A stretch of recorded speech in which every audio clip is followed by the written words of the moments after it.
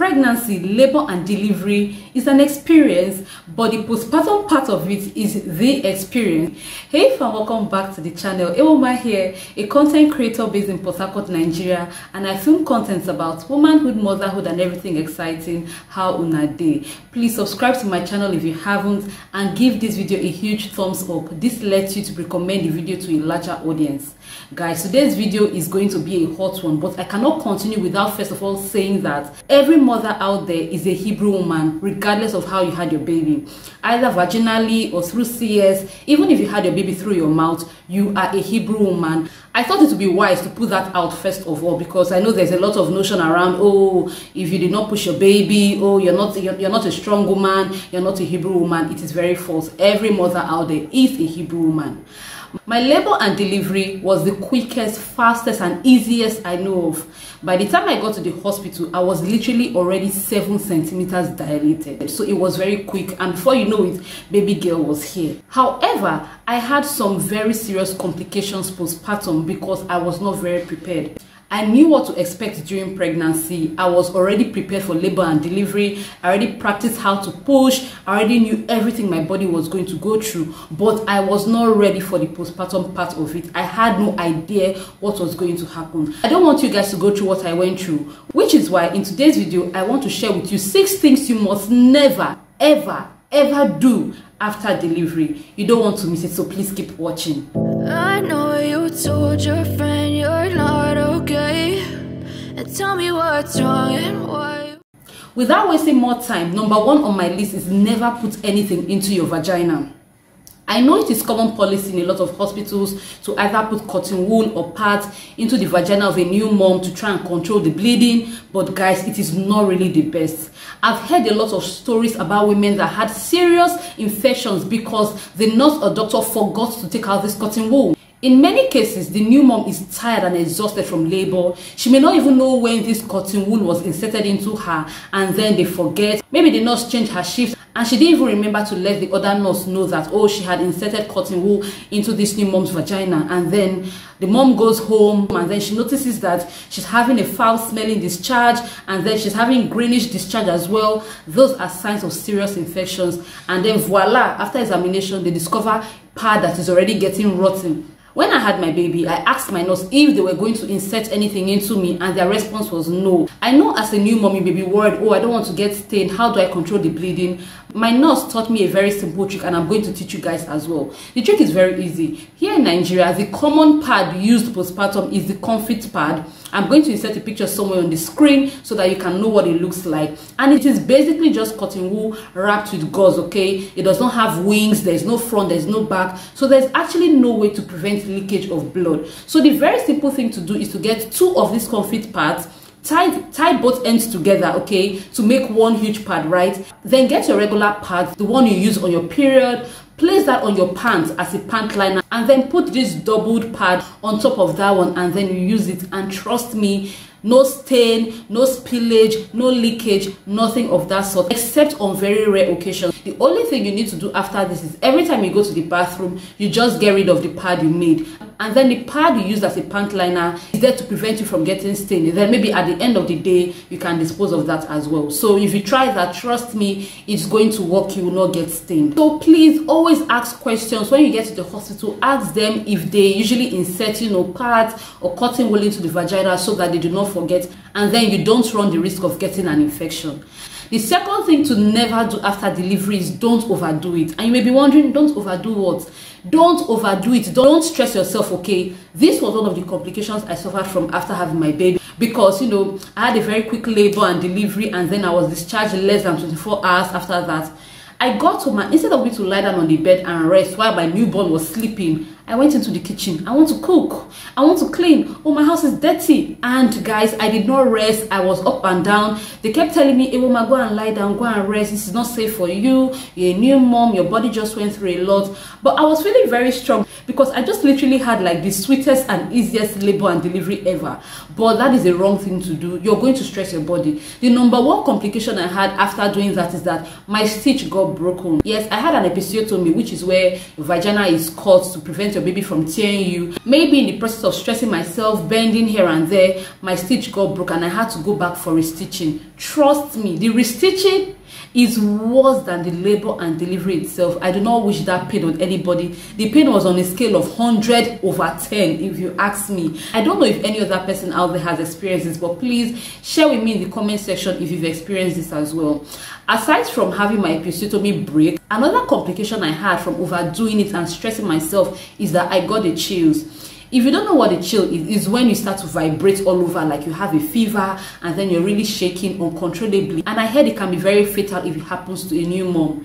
The theory around this is that you just had a baby, so your body is still open, all the pores in your body is open, and then if you put your hand in cold water too quick, there are high chances of you getting the chill, and it can be very deadly. I know overseas, a woman that just had a baby literally seconds ago can chew ice block if she wants to. They make pad popsicles to cool their vaginal area, but here in Nigeria, you won't try it. After having your baby, your new best friend is hot water, hot food, hot everything. You're not allowed to even stay under fan or use the air conditioner. Please, if you had same experience after having your baby, indicate in the comment section. You're made to sit on hot water so that the steam can go into your vagina and heal you internally. You are made to drink hot water or hot pepper soup so that the bad blood in your womb can flow out. Everything has to be hot. They even press your tummy with hot water, press your body with hot water like you had an accident. Of course, labor is an experience, so I understand why new moms get that kind of treatment. But in my case, I was in the kitchen washing plates. I was rinsing my leg, I was mopping the floor, and so I put my hand in hot water too quick and then I got the chills. You don't want this to happen to you. You do not want to experience it. If you feel like you're strong enough to move around after having your baby, you can do simple exercises, simple strolling here and there so that your legs don't get swollen or you don't experience something called postpartum edema, which happened to me. Yes. All of these experiences are in my labor and delivery story. I'm going to link that video in the description box and in the end screen, so please watch to the end.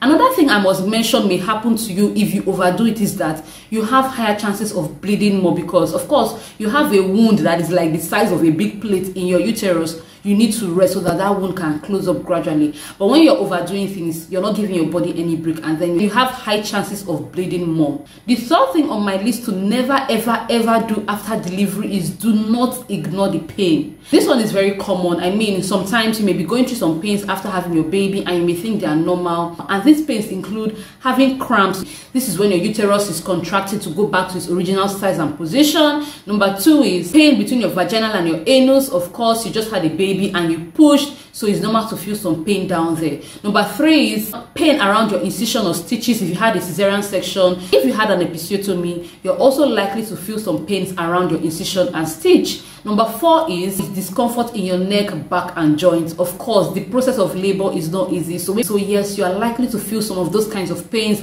especially around your joints and then on your back, especially if you had pains around your waist, your lower back, waist. Another normal pain to feel is pain in your breast as a result of engorgement. You just had a baby and your breast is ready to feed them, okay? But there are also some pains that are not normal, and if you feel any of them, you should rush to the hospital or call your doctor. The first example of that kind of pain is severe headache with high fever.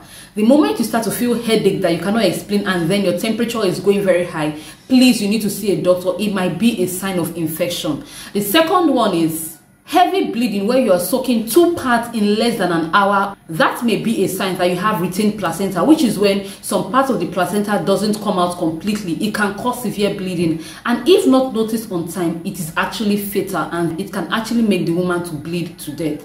The third example of pain that is not normal is foul smelling discharge, and this can easily happen when pad or cotton wool has been forgotten inside the vagina of the woman. It is a sign of infection as well. Please, if you notice this thing, please rush to the hospital. Do not waste any time. The number 4th abnormal thing is chest pain with difficulty in breathing. It is a clear sign that something is wrong. Please rush to the hospital. The 5th abnormal thing to notice is pain and swelling around the legs. What I experienced after having my baby was swelling all over my body, including my legs. While I was pregnant, I didn't have any form of swelling. I was very okay. But after having the baby, I suffered what is called postpartum edema, which is when instead of leaving your body, the fluid is retained in your body. So if you notice that your feet are swelling and you're experiencing pains, it could be a sign that there's something wrong with your kidney, okay? So please go to the hospital. So guys, the 4th thing you must never ever do after delivery is do not hide your struggle.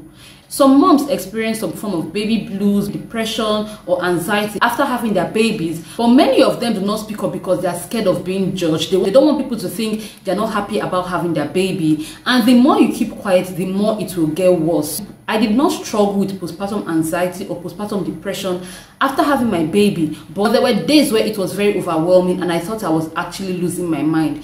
There are some very common symptoms to look out for if someone may be experiencing, postpartum anxiety or depression, and they are, crying uncontrollably without even knowing why, feeling angry without knowing why, feeling disconnected from your baby. This one is a very common one. A lot of them don't want to touch their babies. They don't even want to see their babies. They don't want to hold their babies. They don't want to feed their babies. If you know anyone that may be experiencing something like this, please, it could be a sign of postpartum depression. That person needs help as soon as possible. The fifth thing you must never ever do after delivery is do not forget birth control. What did I say? Do not forget birth control. Many moms are on this table. They had their baby and they feel, oh, I'm breastfeeding, oh, I'm not seeing my period, so I'm safe. And then 3 months after, 6 months after, 9 months after, and boom, they find out that they are pregnant again. For a lot of them, they are not happy, but they don't have any choice than to continue with the pregnancy journey.